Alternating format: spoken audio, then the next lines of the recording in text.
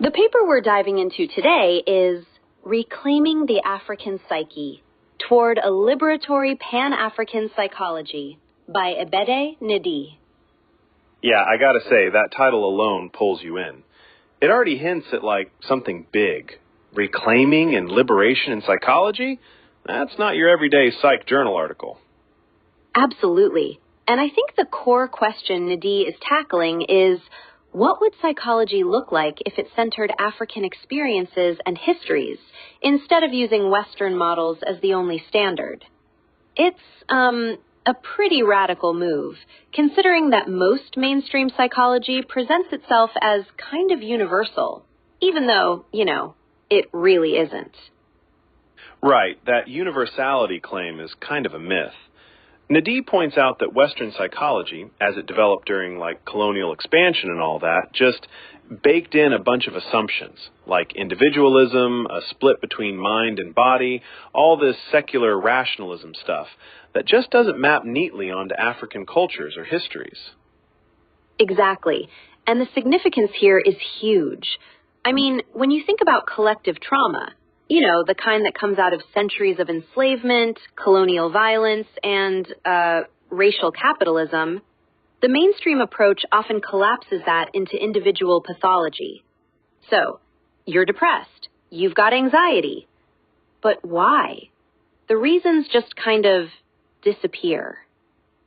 Yeah, there's this tendency to ignore the context, right? Nnedi's framework is so interesting because it's not just saying, let's add African culture as an afterthought. It's an overhaul.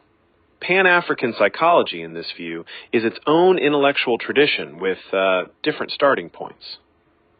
So, let's dig into the core ideas.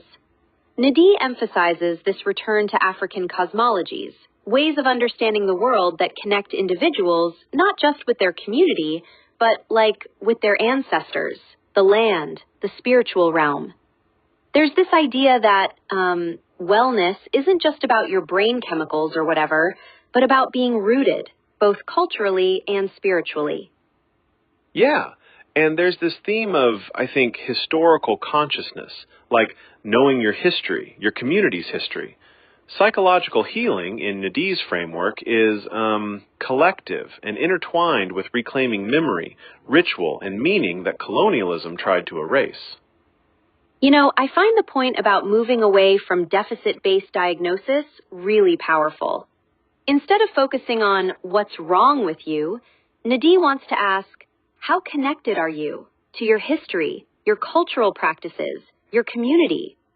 I mean, imagine if therapy actually started there. It's a big shift. The paper even brings up Ubuntu and Ma'at, right? These African ethical traditions that focus on relational responsibility and balance.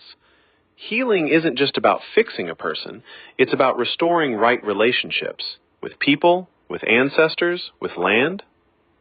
Wait, this reminds me of, well, not quite the same, but my grandmother used to say, we're never alone. We walk with our people, even if we don't see them. I always thought it sounded kind of poetic, but now it's like, no, that's an actual worldview you can build a psychology on. That's a beautiful digression. I think, too, that Nnedi's emphasis on methodology is key, like pushing back on the whole idea that real knowledge comes from detached objectivity. Instead, story, ritual, and lived experience are valid sources of insight. And that's liberatory in itself, really. Making space for different ways of knowing, different forms of healing. But, it actually makes me wonder how this framework would work in practice, like in schools or clinics.